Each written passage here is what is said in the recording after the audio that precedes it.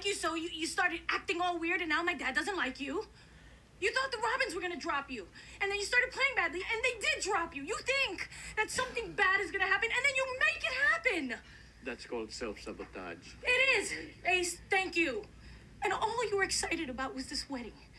And I knew that if I told you that I was having doubts, that you would sabotage our whole relationship, which you did anyway. I didn't sabotage anything. I tried to make this wedding perfect.